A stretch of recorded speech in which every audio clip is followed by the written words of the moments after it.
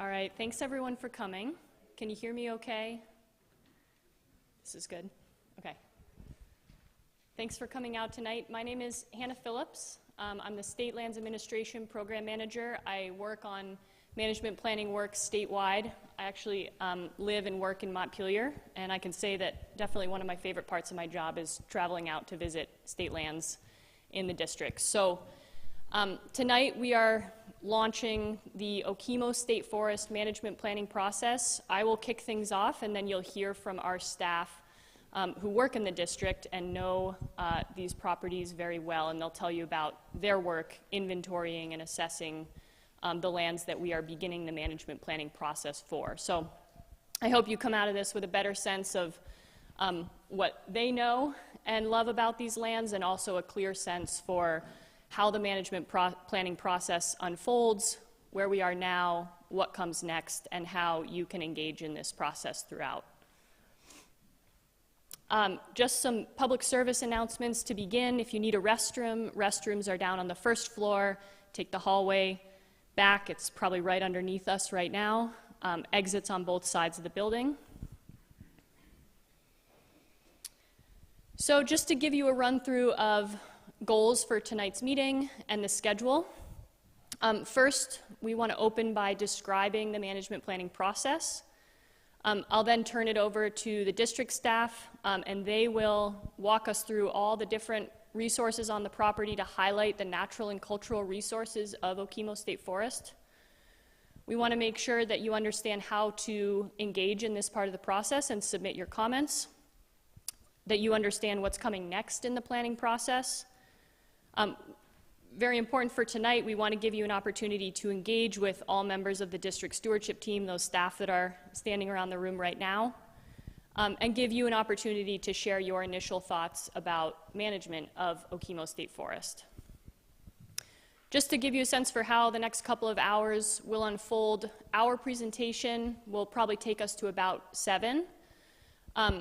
At that time, we're basically going to break out into an open house format. I know a lot of you were checking out the beautiful maps that we have stationed around the room.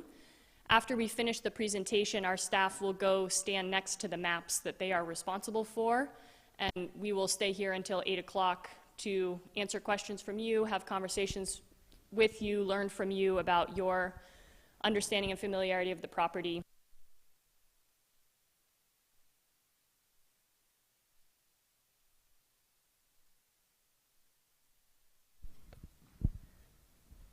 That will take us to 8 o'clock.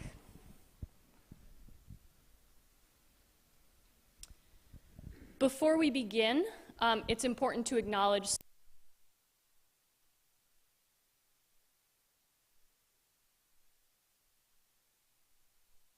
I think this is necessary for the live stream. Thank you. Who have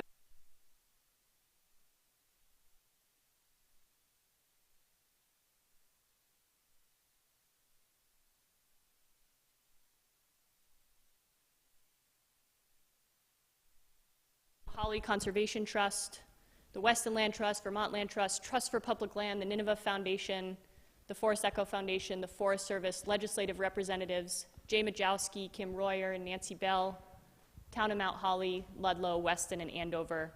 Of course, not a comprehensive list, but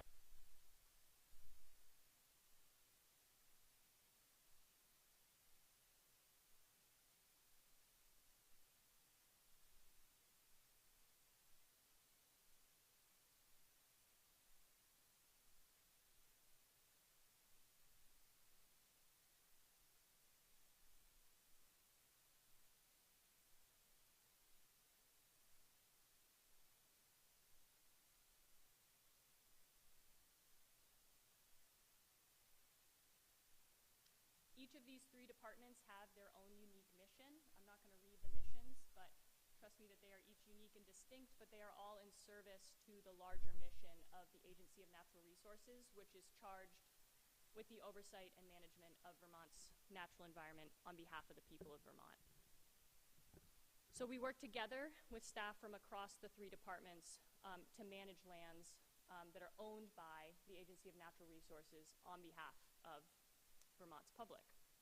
And in our collaborative work, we benefit from the interdisciplinary expertise of staff from across the agency who you will meet tonight. Is the microphone working okay, Willem? Okay. So what is a long-range management plan? Thank you.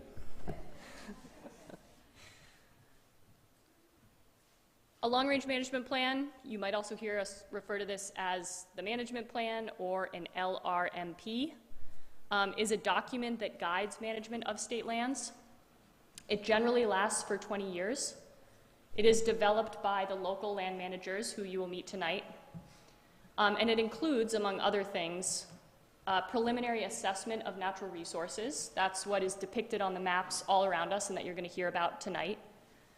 It outlines management goals for the next 20 years, management actions for the next 20 years, and the process itself is designed with multiple opportunities for public comment, and this is the first of multiple opportunities in the planning process. Why do we write management plans? Through this process, it helps us understand current conditions on the ground. The public engagement portion helps us understand public desires and opinion about management and use of those lands, helps us understand how people are using them, what they would like to see in the future. Through this process, especially the interdisciplinary work across our 3 departments, it helps us thoughtfully consider how we balance multiple uses and uses that may at times compete with one another. This is the process that helps us provide opportunities that the public is seeking and that are consistent with the agency and department missions. Planning on the 20-year horizon ensures that management is taking us in the direction we want to go, so it allows us to take the long view. And it's really our opportunity to think big and kind of scale up and think about where the unit that we're planning for fits into the larger landscape scale across state land boundaries, within the larger conservation landscape, and also across time, so across staff, across administrations. It lets us really look farther out into the distance about where we're trying to go and think about how we're going to get there. How do we write long-range management plans? This is the process really distilled down to 5 major steps. We are really in the beginning of this process. The first is the resource assessments. That's when all of our staff who are here tonight go out and complete their inventories on the ground and turn those inventories into written summaries and maps that are shown here tonight. That work is complete. We then conduct public scoping. That's what tonight, we're launching the public scoping process tonight. We also consider that the assessment of public interest. So hearing from you about your use of and interest in these lands. This marks the beginning of that process, but that will continue until January 23rd. We then use the resource assessments and the public scoping results to inform a draft management plan, and that's where we actually spell out the management goals and actions for the next 20 years. So that's been started by nature of the resource assessments and the scoping work having begun. But tonight we're not sharing proposed management goals or actions. That comes later when we prepare and release a draft plan, which we would then present to you and invite your feedback on. So tonight is really the beginning and hearing from you about your interface and interaction and hopes for Okemo State Forest. There's then public comment on the draft plan. That hasn't started. And then a revised management plan would come after we receive feedback on the draft plan. Who does the planning? I've been referring to our staff, but I'm going to introduce them. State lands are managed in 5 districts. You can see the district map up on the screen. Within each district, we have what is called the district stewardship team that includes experts from across those 3 departments, and they're responsible for writing management plans and implementing management on state lands. And so the planning process is led by the members of the district stewardship team who are here tonight from the Springfield District Office, District 1. So I'm going to introduce them and have them wave. The first is Aaron Hurst, our State Lands Forester. Second is Lauren Masseria, our Parks Regional Manager. Third is Brian Renfro, our State Lands Forester and Recreation Specialist.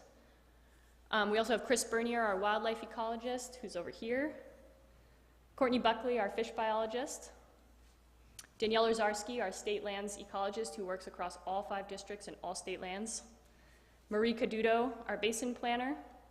And then this process is supported by a number of staff from our central office in Montpelier, myself, Jim Duncan, our forestry state lands manager, my goodness, and Ella Samuel, our agency lands planner. And of course, the person who is in charge of all of it is Tim Morton, our stewardship forester. I have you as a header here. Your name is in bold, so sorry that he's in charge of everything.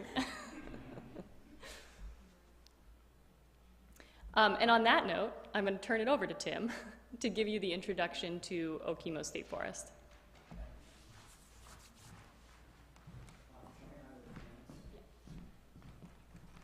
Just use the arrow. Okay.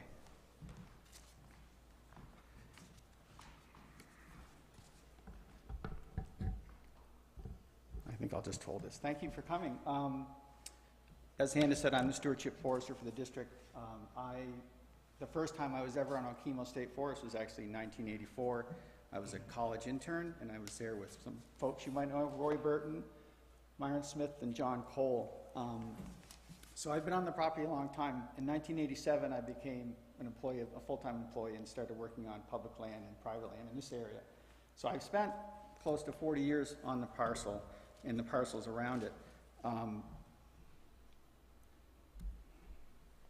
Okemo is one of the largest blocks of contiguous forest land in this region, and it's certainly the largest piece in this district. We manage roughly 50 parcels, and this is the largest one. Of the collection we have, which starts in Massachusetts and ends in Randolph and goes east-west from the Connecticut River over to Rutland County and Bennington County. The parcel is close to 8,000 acres. It's 12 square miles. It starts roughly on Andover Ridge in Andover, all the way north to Tiny Pond, and then obviously on the east flanks you can see where we've got 103, Route 100, and 155. It's a very large parcel. It's a very long parcel. It's mostly contiguous, and on the maps, the blank spot between the two larger blocks is Owasso's WMA, which is now connecting this whole corridor that Chris will talk about later. It is located in 4 towns, Mount Holly, Ludlow, Weston, Andover.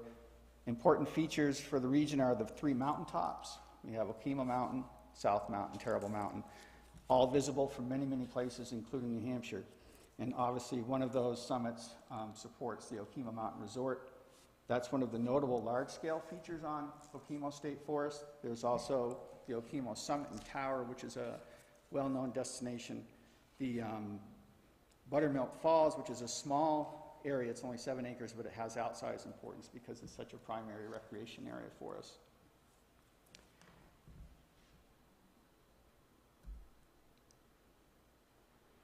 Regarding the forest resource, I'm mainly going to focus on the primary forest types of the parcel, and Danielle will talk more about some of the unique natural communities that occupy the upper slopes and wetlands and places like that.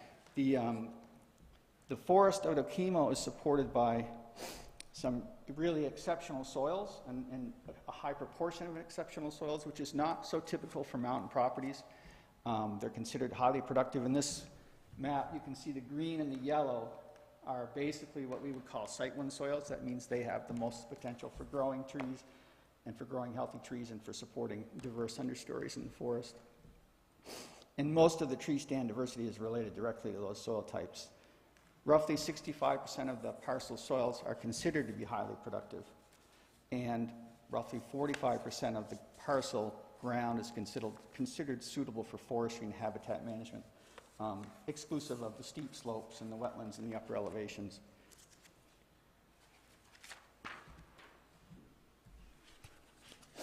So I said it's largely forested. It's 96% forest.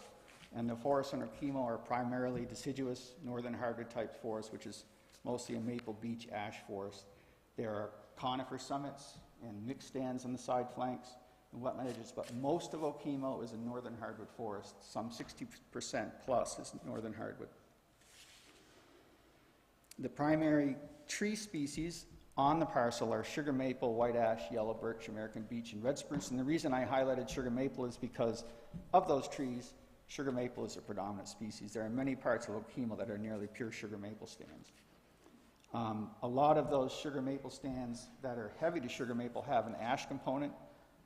We have to point out that in this forest, like many forests in this area, American beech and white ash are under serious stress from introduced pests, emerald ash borer and beech leaf nematode. We think, and scientists think, there's a really good chance that in 10 or 15 years that most of those trees will be gone from these insects killing them. On Okemo, most of the parcel has a fairly undiverse understory. We look at the understory of the forest as the future forest, and on Okemo, much of the understory is a mix of beech, striped maple, and witch hobble, with some introduced plants and a lot of heavy moose damage. So we have a diverse forest above, and we have a fairly undiverse future forest below. When you're going around to the various stations, you'll see the maps are broken up with polygons, and they're broken up by blocks and stands, and that's how we think about these parcels from a planning standpoint. So we'll often reference the blocks of the parcels in talking about where certain things are happening or the information about them. It's what we use for our record keeping and for our planning. They're affixed in time. We use those blocks and compartments, and we'll continue to use those in this planning process. The forest stands are more biological. We use those in silvicultural planning, and they are more typically areas of similar trees and similar sites that we divide the parcel up to, so we can think about the different tree stands in that manner. Much of Okemo is what we would call a single-age forest. There was extensive harvesting here in the early 1900s, late 1800s, early 1900s for wood for steam production for the Hillsville train. And much of Okemo was heavily logged up to the summits into many places where we wouldn't go today. And then after that age, then there were sawmills located on the flanks of Okemo for additional cutting. So when the state acquired this parcel, the original parcel in 1935, it was really in a growth phase, and it was in that growth phase until I think roughly 1962, when a very limited timber harvest program began. And that has continued through several planning processes and several long-range management plans. And because it's been limited, we are continuing to add wood biomass all the time at Okemo. At this point, we estimate that the wood volume there exceeds 14 million cubic feet in the bolewood only. It doesn't include the crowns and the root systems. The other point that I wanted to make here is that if you look at the map on the right, you can see the cross-hatching, and you can also see the pink polygons. Those are the areas above 2,500 feet, and Jay, help me out with a natural area name. Terrible Mountain Natural Area. You weren't much help, you just looked at me. So that is an area that's in a large area in passive management, being allowed to grow into late successional forests over time, and it has been in that condition since the last management plan. I would say there are some threats to the forest at Okemo, which includes introduced plants, which is a minor problem on the property at this point, and we have it fairly well under control. Introduced insects is a serious concern. I mentioned beech and ash is a really serious concern for us. But also increased stormwater and increased drought conditions are becoming apparent on the forest. Much of Okemo State Forest is supported by fertile soils with a high number of trees in a similar age class. Sugar maple is really by far the most common tree, and beech is the predominant understory species. So this extensive tree monocultures and limited quality regeneration are a risk, and the strong soils and a more recent history of careful forest management and connection to that large matrix forest is really an asset for resilience for the property. And now we can go from tree history, I think we go to cultural history next. Yeah.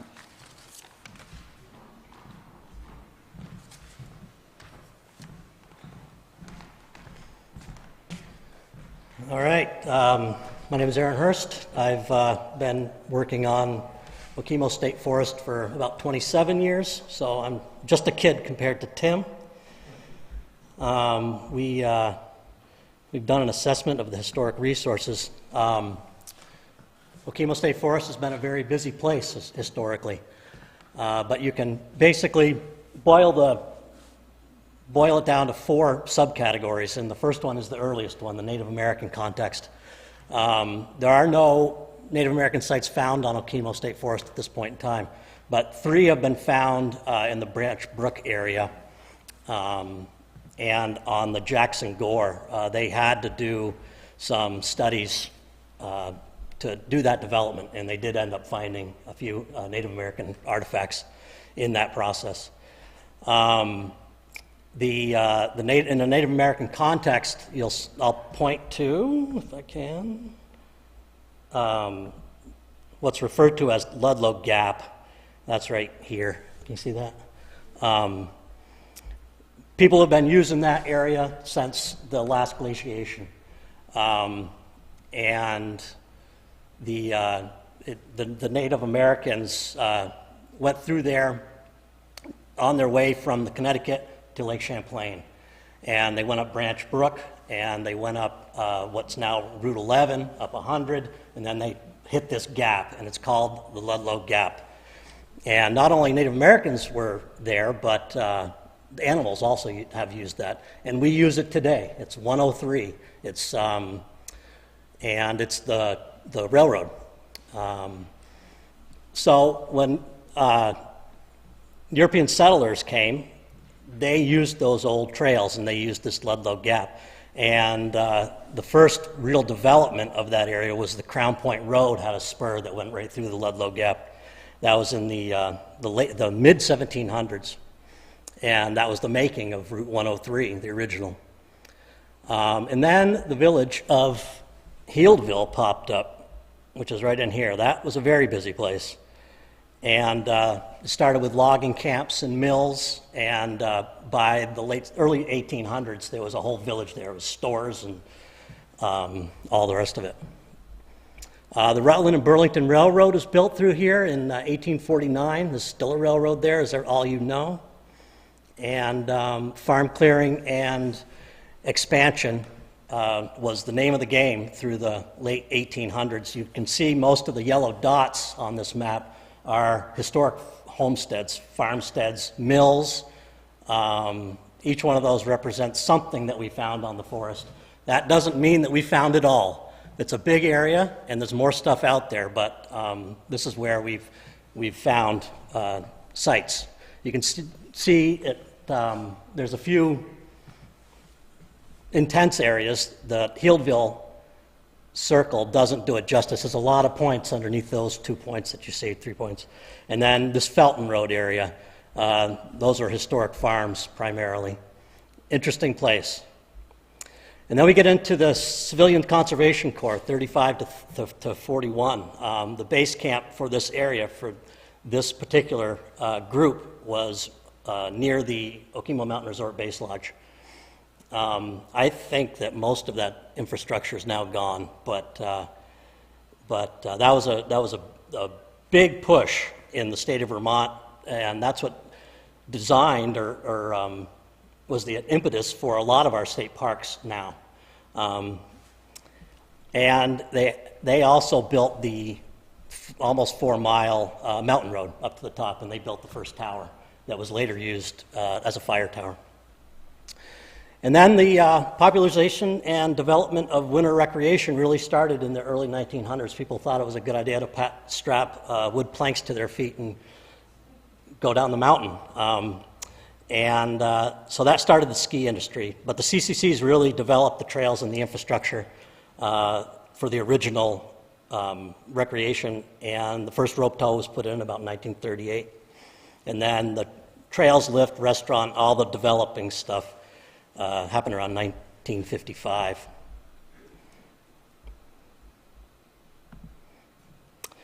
Here's just a picture of the Black River Lumber Company in Healdville Station.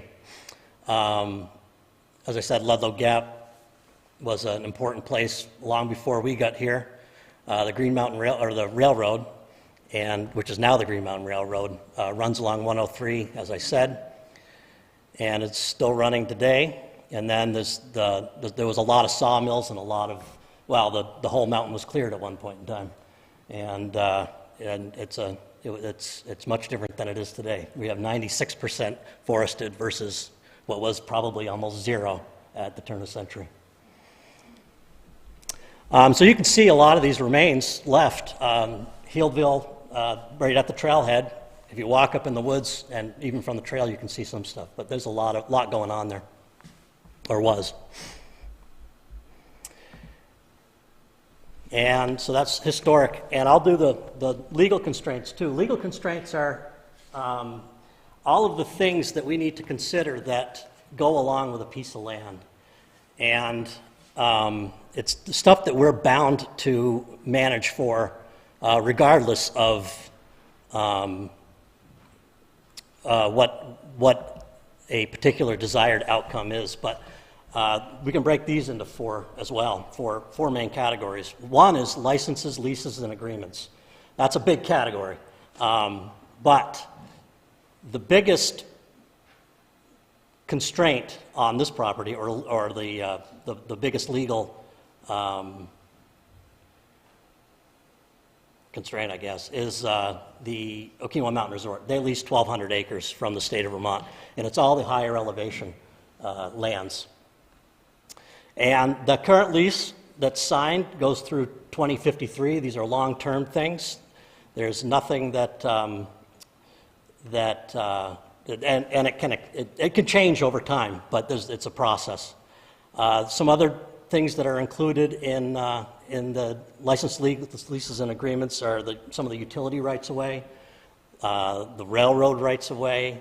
The mountain road has special agreements. There's some sugaring leases, and we have a bunch of special use permits that we give to private individuals for various things, like collecting seedlings or some research,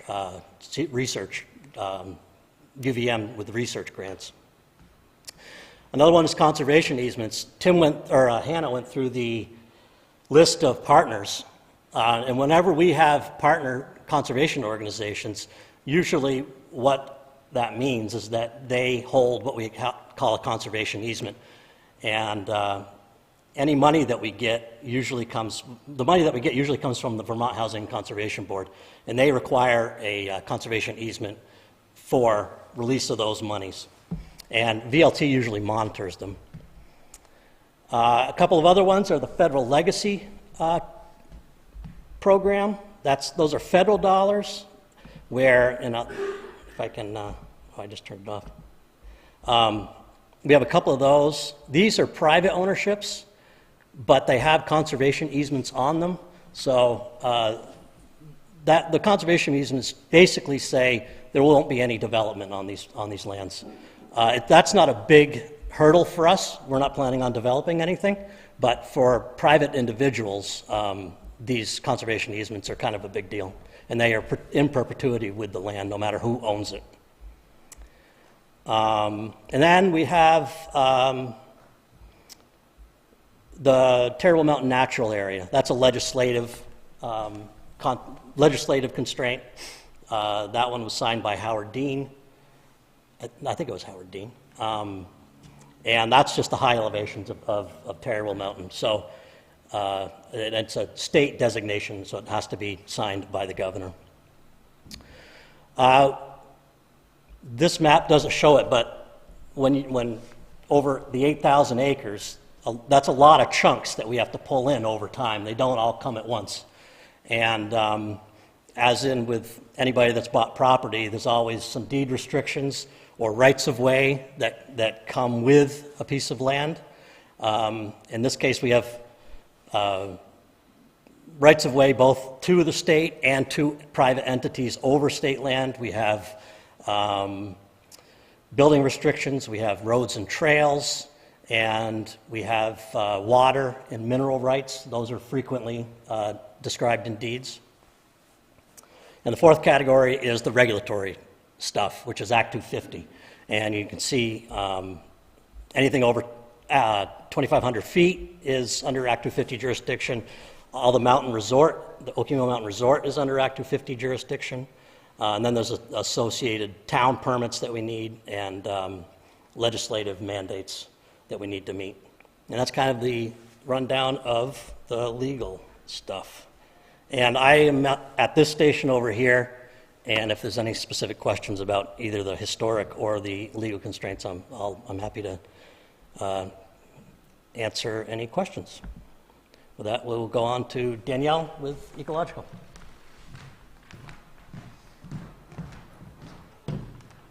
Hi, folks. My name is Danielle Ozarski. I'm the state lands ecologist. And I have a confession to make. I'm not as intimately familiar with this property as Tim and Aaron are. I've worked for the state since 2022, and my predecessors are the ones that did the ecological inventory for this site. So I'd be really excited to hear some of the things that you know about this site, and feel free to ask me questions as well. I'm going to focus on biophysical region, natural communities, and rare and uncommon plant species. You'll hear more from Chris Bernier, our wildlife ecologist, about the exceptional overall landscape connectivity of this unit. Okemo State Forest really is, in my mind, a true slice of the southern Green Mountains. We have some rolling hills of the northern hardwoods mingled with the high elevation spruce, fir, and birch on terrible Ludlow and South Mountains. We have beaver ponds and wetland seeps, which congregate in the lower and flatter regions of the site. And these play an outsized role in climate regulation, water quality, flood control, and biodiversity.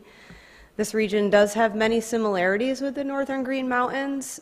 High mountains, acidic bedrock, cold temperatures, heavy precipitation, and it's dominated by many of the same forest types. This region is part of the Appalachian Mountain System that stretches across much of the eastern side of North America. The terrain of Okemo State Forest is steep, though there are some large high elevation plateaus and moderate slopes, which separates this a bit from the northern greens.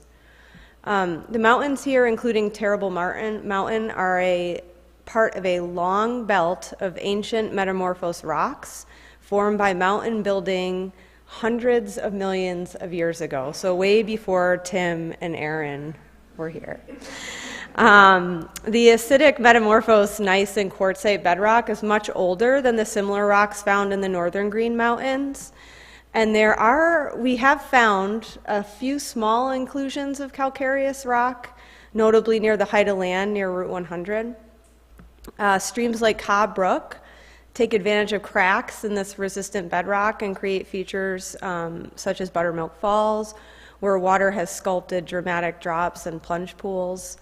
And, as Aaron talked about a little, glacial ice that once covered the region really smoothed and reshaped the mountains and valleys long before these streams etched the waterfalls that we enjoy today. And it's responsible for the glacial till and the till-derived soils that Tim was talking about underneath the vegetation and in the stream channels. Okemo's mix of gentle hills, rugged forest slopes, and waterfalls really beautifully showcase the southern greens, rich geologic history, extensive forest, and its natural beauty. So now let's talk about natural communities. So natural community is an assemblage of biological organisms, their physical environment, and the interactions between them. I like to think of them as repeating patterns of life across the land, the particular mix of plants and animals and soils that show up again and again, wherever the environmental conditions are similar. While the almost 8,000 acres of Okemo State Forest feature 21 distinct natural communities, it's really dominated by 3 of those communities that cover over 92% of the land area within the unit. So about 60%, as Tim said, is covered by northern hardwood forest, and we find this in the mid-elevations and in the higher elevations. And then 17 and 14% respectively is covered by montane, yellow birch, red spruce forest. I haven't skied at Okemo, but I'm assuming that's probably where some of the nicest glades are on the mountain if you're a skier or is found in those areas. And then there's also a large portion of red spruce and northern hardwood forest. So overall, Okemo State Forest is largely a forested landscape. The remaining community types are considered small patch, so they're really just small parts of it that make up a less area. So seeps are really abundant here. So these are areas where water collects, ends up getting pushed out by bedrock. They're great places for bears and other animals in the springtime to chomp on the first things that come up and start budding and greening up. But wetlands, they're really small and sparsely scattered, and they only cover about 1% of the landscape at Okemo. Over 35 seeps were mapped, and there's likely more. So these are small things that, unless you're covering every square inch, it's hard to find everyone. So there are a few cliffs, talus, and outcrop communities. And I just want to make a point that these small patch communities play really an outsized role in supporting the diversity of species that utilize these lands.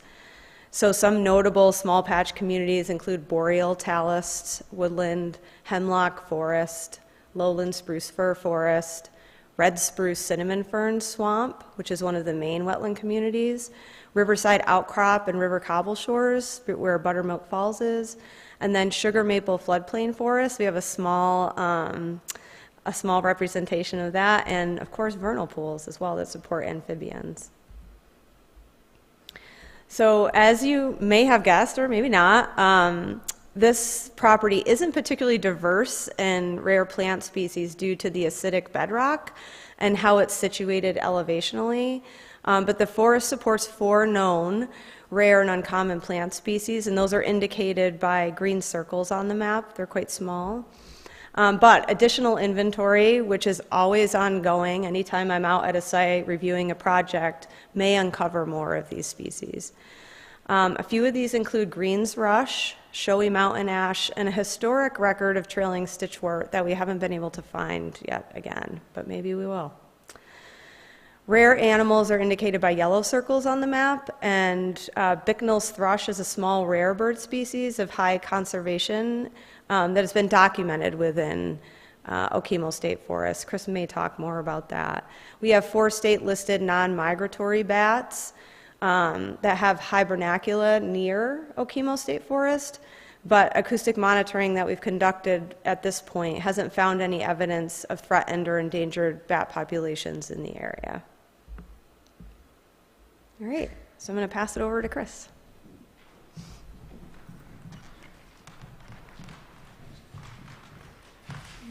Good evening. I'm Chris Bernier. I'm a wildlife biologist working with the gang out of the Springfield office. I've been working with the department for 31 years, and state lands have been a part of my career for the entire length, but more intensively so for the last 10 to 12 years. So I'm going to talk about some wildlife resources and some of the highlights here. So as a wildlife biologist, I think one of the most exciting things about this property is how it contributes to the overall biodiversity of this region and how it strengthens a connected landscape. And when you think about Okemo State Forest, its size, nearly 8,000 acres, and its juxtaposition, which I'm going to talk a little bit more about here in a minute, on the landscape, you get a sense of what I'm talking about. It is an incredibly valuable property for wildlife, for the number of species that it can host, because of the diversity of the forest, diversity of the forest types, and also the connectivity that it affords. So it's really a gem, and it's worthy of being excited about. So let me explain. So in 2018-ish, 2 of my colleagues with the Department of Forest and Parks, both ecologists with the department, Eric Sorensen and Bob Zano, endeavored to create a roadmap for conservation here in the state. It's called the Vermont Conservation Design. I'm sure many of you have probably heard about it. It's been talked a lot about lately because it's pretty significant. And what this is a model. It's a GIS, a Geographic Information Systems-based model, which layers all the data we have on top of each other. So, for example, roads and distances to roads and houses and natural communities of significance and rare and threatened endangered species and streams and wetlands and on. It's all the GIS data that we have layered on top of each other. And when you look down through that, you can see where your highest concentrations are of all of these things that are important to us. And so you get a sense of your biggest bang for your buck of where to conserve these lands. And on the left here, you can see the example of a map, which, again, I will explain a little bit more. So there's a whole host of things that are potential outcomes of Vermont conservation design, but the two that are key to this property, Okemo State Forest, are interior forest blocks. And so interior forests are places, or these large expanses of forests that are relatively unbroken, unfragmented, where the life history requirements of many, many species can be fulfilled. And there's also within these forest blocks that are buffered from all of our human activities by distance. The ecological processes that take place there are kind of buffered from our influence in some way as well. And so we can protect and preserve those ecological processes in those intact interior forests. And the map here on the left highlights some of those interior forests. And it's a prioritization. So, they're not all the same. There's ones that are larger, which are going to be higher priority than others, and so on and so forth. The star, obviously, is where Okemo State Forest is, and the star kind of covers one of the key features that I wanted to point out here. But the other outcome of Vermont conservation design is finding on the landscape where these interior forest blocks are connected. Because many animals need to move around in the landscape. They can spend a lot of time in an interior forest block, but at the end of the day, they may need to move to another block for a different component of their biological needs. And so they need a connected landscape. And in the case of Okemo State Forest, again, under the star here, it is one of the critical pinch points of a connected landscape here. So it's connecting the large forest blocks to the north, the Coolidge State Forest to the Green Mountain National Forest to the south and a little bit to the west, as well as you can see kind of easterly to some larger forest blocks in Athens and Grafton. So this sits really in a very key spot for connectivity. So important is this feature, the connectivity feature of this property, that it has been the focus of a lot of effort, of decades-long effort to protect and conserve this connectivity, this habitat. It's been known by many names: the Mount Holly Bear Corridor, the Green Mountain Wildlife Corridor, the Okemo Wildlife Corridor. We refer to it today as the Southern Vermont Wildlife Corridor. And it's been an all-hands-on-deck effort, again, emphasizing how important this property is. So many partners, the Mount Holly Conservation Trust, powerhouse as they are to get stuff done, the Vermont Conservation Board, Housing and Conservation Board, VLT, Forest Legacy Program, so on and so forth. Those, to me, when I think of wildlife resources, those are my landing points. Is the highest value here is this interior forest and the connectedness of the landscape that this property affords us. So, when you start to drill down into, we have this landscape context I just provided, but you start to drill down into the nuts and bolts of the habitat, the specific habitats, it gets pretty overwhelming pretty quick, but I will tell you that it is a wildlife biologist's dream and their worst nightmare, because the property on one end, the dream end, is really diverse. A lot of valuable habitats. And this is just a small sampling at the top part here of some of the habitats that can be found out there, but there's vernal pools like Danielle talked about, there's ledge habitat, there's tip-ups, and on and on. And it's just such a large property, has a really diverse array of habitats that host a diverse array of wildlife as well. So there's the dream part of it. The nightmare part of that, on the flip side, is that us scientists like to categorize or inventory and know everything and consider all these things. And it becomes really overwhelming because there's a lot here to consider with respect to wildlife. To drive that point home, when you look at the Wildlife Action Plan, which is another roadmap that the department produces, and in fact, departments all across the country produce these wildlife action plans, and it's basically an all-hands-on-deck effort to identify the species in the state, which some are common, some are even game species, but some are not common, some are threatened by different things. But it's to identify those species that have some discernible threat or we have no information about. And we put them into a list. This is plants, insects, fish, birds, mammals, everything. We put them into a list and we categorize them as species of greatest conservation need. That list, those species are all attributed to certain biophysical regions. In this case, the southern Green Mountain biophysical region, and within the natural communities that Danielle was just talking about. So that list, those species are all fitting into those blocks. And when you add that all up here, you're literally talking about hundreds of species that could potentially be found in this property, on this property, based on the biophysical region that we're in and based on the natural communities that are there. So how do we deal with that? Well, first and foremost, we do the natural community inventory, which Danielle was just talking about. That serves as our roadmap on this property. When we know those natural communities, we have a pretty good sense of what species can be there based in association with those communities. Excuse me.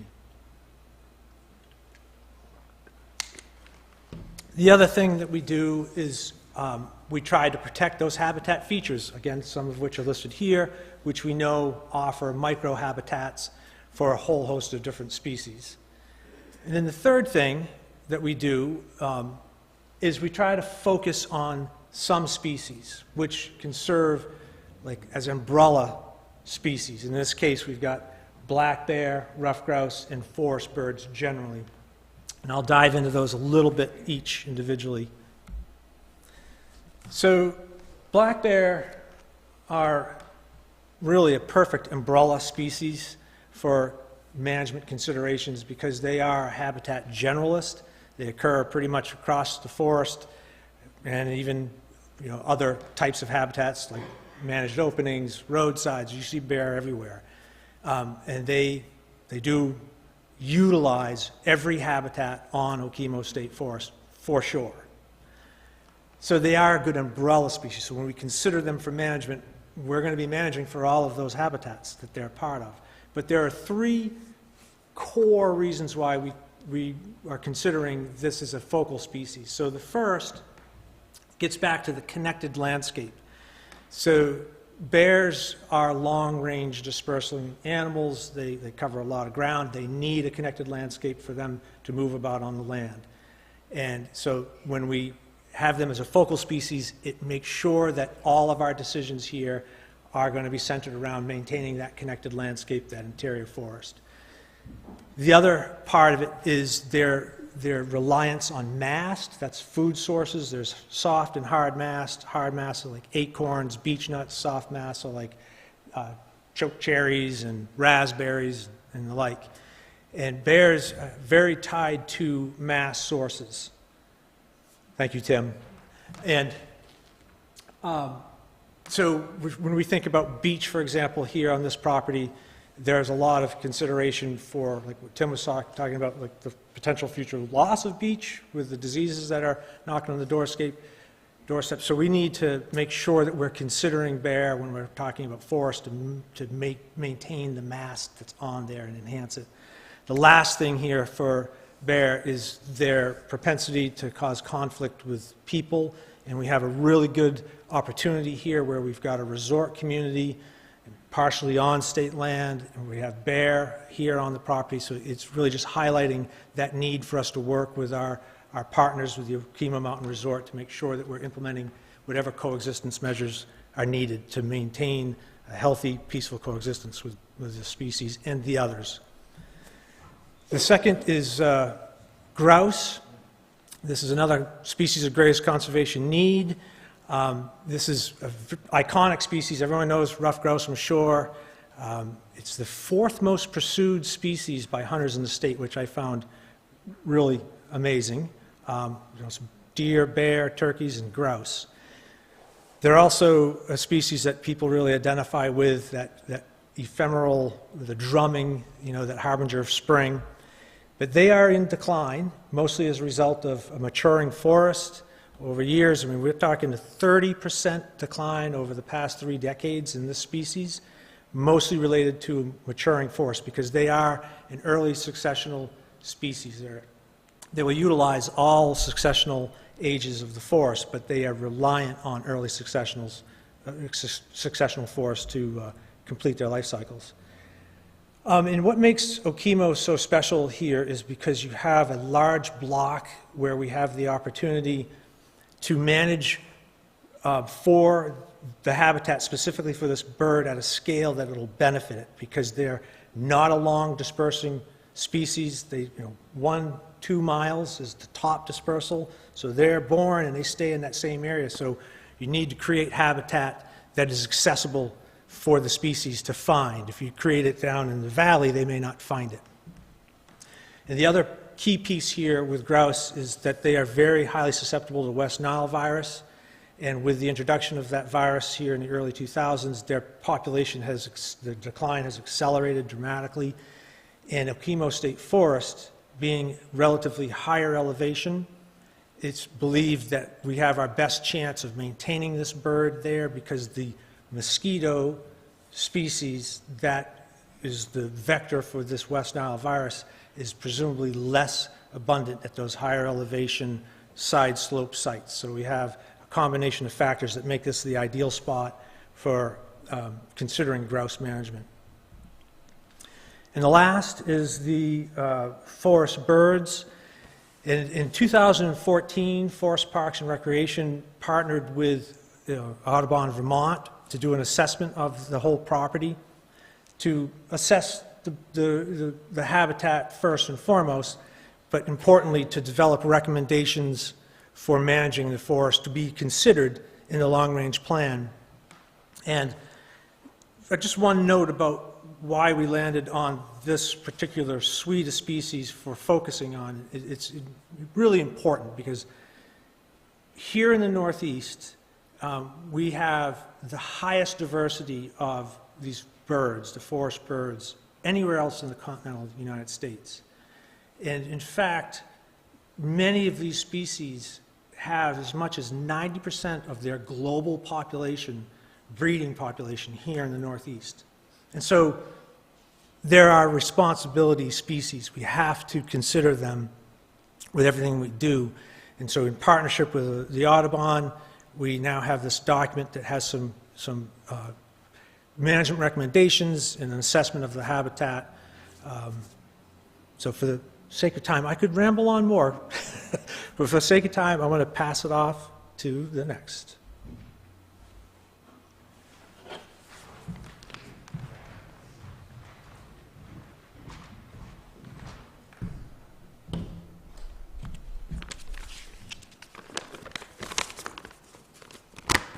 Okay, microphone, wow. I'm Brian. It's freaking loud.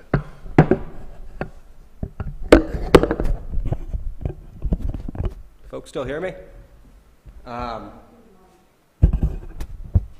right, folks hear me now? Good. I'm Brian, I'm a state lands forester in the district, and my primary focus is recreation. So I'm going to give you a quick run through now of the highlights of the property. We're not going to hit everything, but we'll try to sort of hit the key recreational opportunities offered here at Okemo State Forest. We start out with trail-based recreation on the property.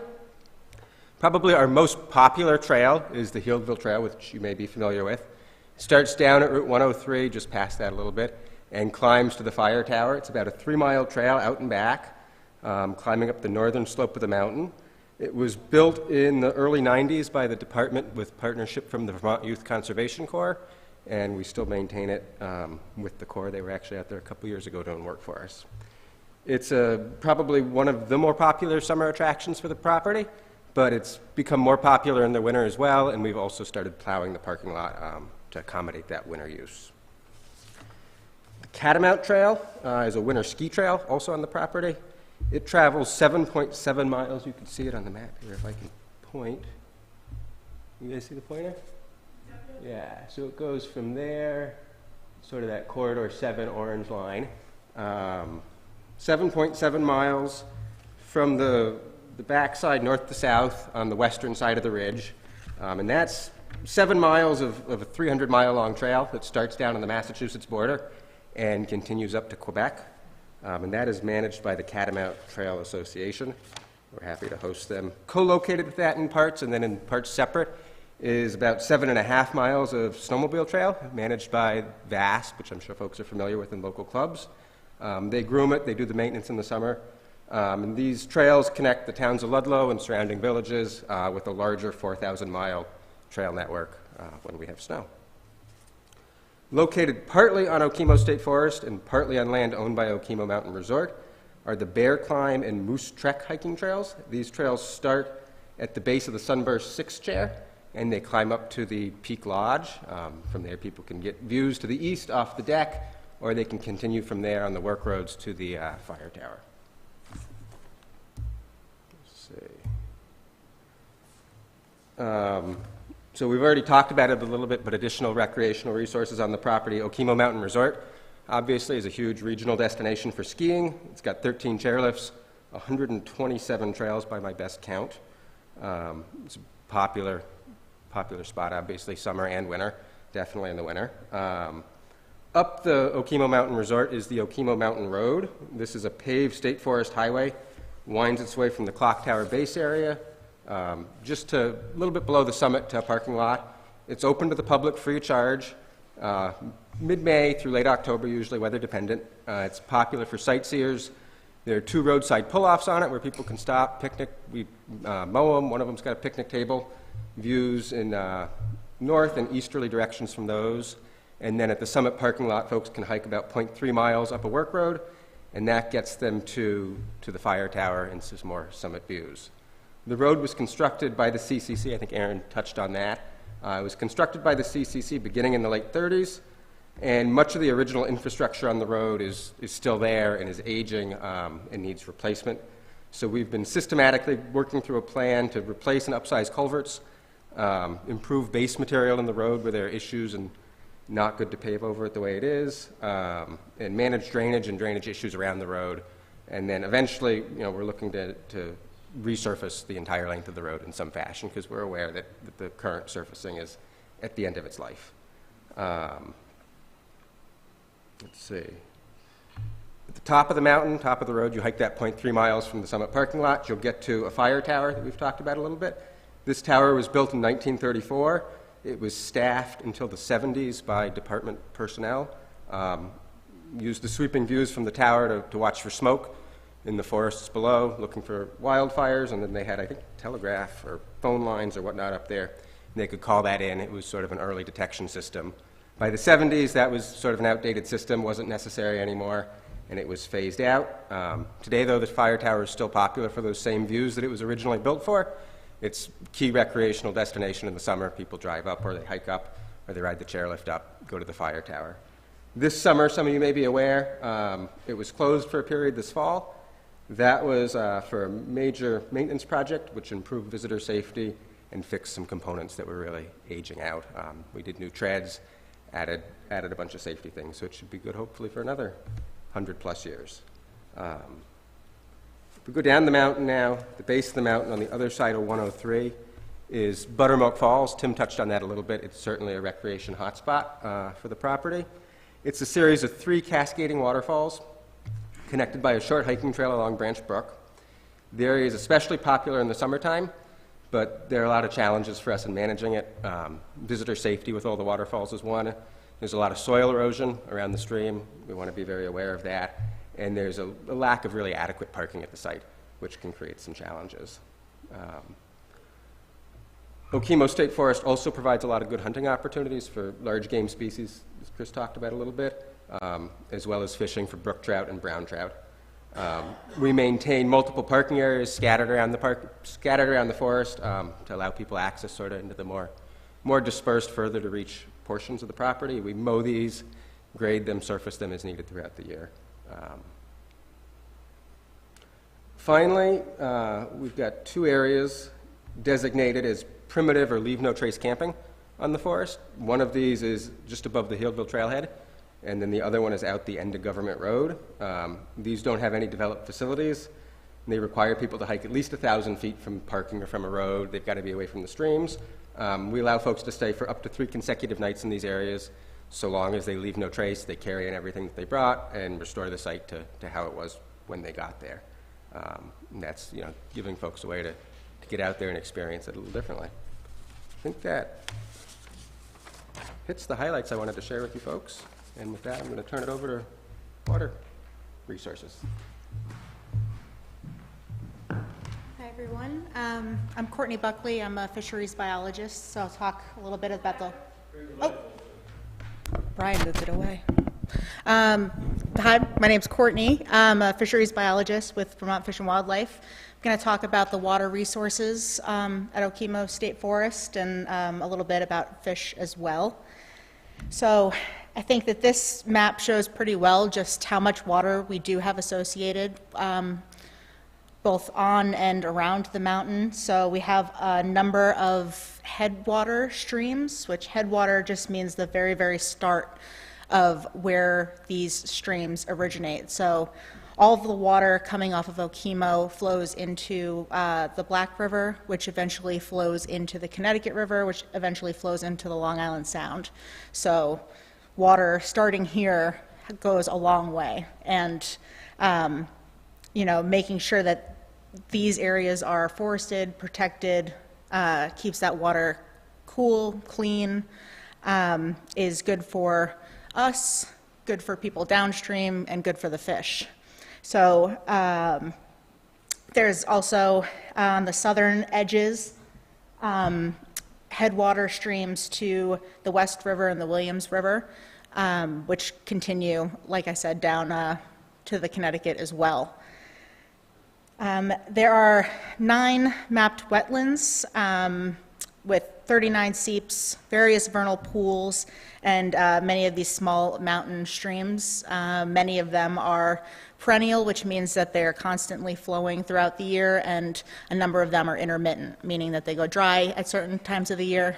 I know we all experienced quite the drought this summer. Some of those higher elevations were dry, but that typically means that that water is subsurface, not that it's gone. So especially at these headwater areas, water is coming out of the ground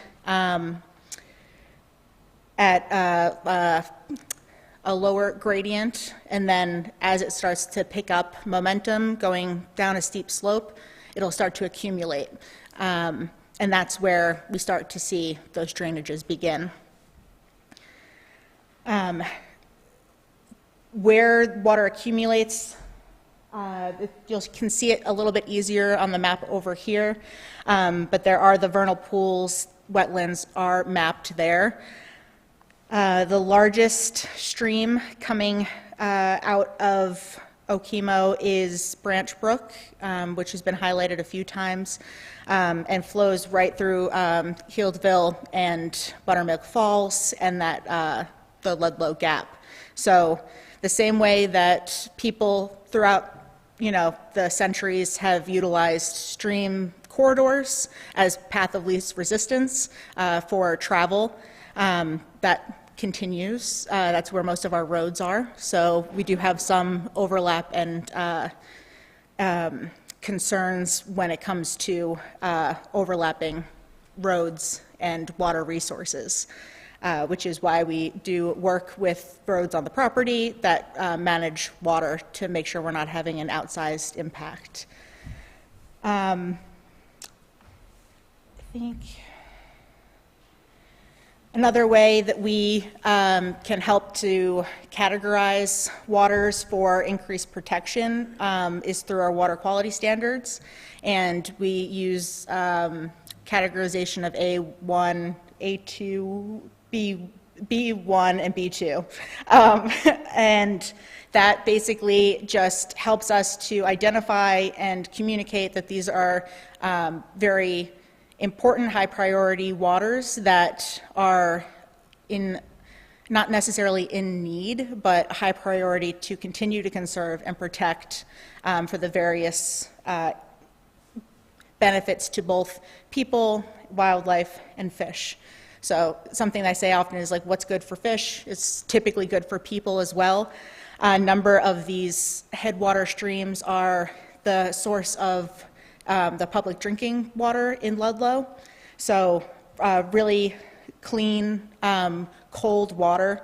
We talk about water quality, and I think people typically think of like toxins and pollutants, and it is that, but it is also the nutrients that are in there, making sure that they're like in good balance, right? Enough nitrogen and phosphorus, dissolved oxygen so aquatic organisms can breathe. And what I focus on most around fish is stream temperature.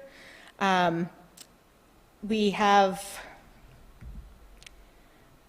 a number, I think Brian talked about fishing opportunities around Okemo, and it is, I think Jewel Brook in particular is an area that we do water quality, so water temperature monitoring and trout population sampling every year, and has been by far and large one of our best brook trout streams, but really also for brown trout. We see upwards of 6,000 fish per mile there every year, and water stays really cold. So Chris talked about species of greatest conservation need. That is a species that's identified as being one that we want to keep in mind and to do the most to conserve. So brook trout are Vermont's only native trout species. Brown trout have been naturalized here by the late 1800s. They came over from Europe, and rainbow trout were introduced in the early 1900s from out west in California. They've naturalized here in that, we protect them in the same way, but brook trout specifically are like kind of the canary in the coal mine of really cold, good water quality. And we have been making sure that not only are they present and prolific on the landscape here, but that we keep these waters cold so that we have better water quality downstream to continue to allow fish to live in these areas. I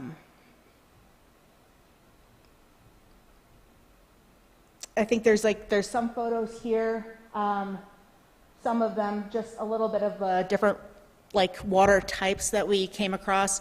We did some stream habitat assessments this summer, and looking at not only where was there water, where was it dry, but the different types of slopes and things like that when it comes to where are barriers for fish, where is water flowing the fastest, what does the past impact on forestry, agriculture in this area, what impact has that had on aquatic habitat, specifically around trees. So another saying that we have is fish grow on trees, which is interesting, but we think about water flowing over the landscape with no trees is moving a lot faster.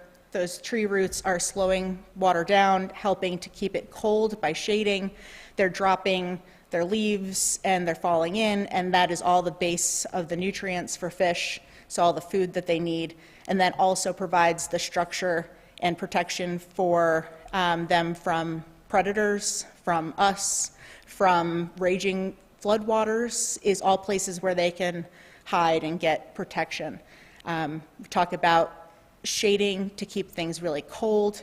If you're out in your backyard in the middle of the summer, You're going to be much more comfortable under the shade of a tree than out in the blazing sun, and that's not different for these fish. So having water coming out of Okemo State Forest that is in the 50s to low 60s in the summertime when it's 90 degrees outside is hard to find downstream. So we want to make sure that we are maintaining that to have fish here.